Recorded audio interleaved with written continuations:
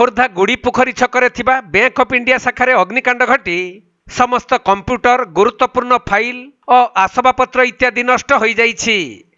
तेबे विलंबित रातिरे बैंक भितरु धुआं बाहरुथबार देखि स्थानीय लोक माने अग्निशम विभाग को खबर देइथिले।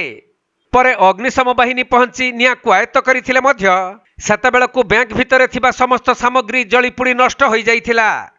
सेपटे एही अग्निकांडर कारण अस्पष्ट रहिथिबा बेले हुएत सर्ट सर्किट जोगु निया लागिथिबा संदेह करा जाउछि।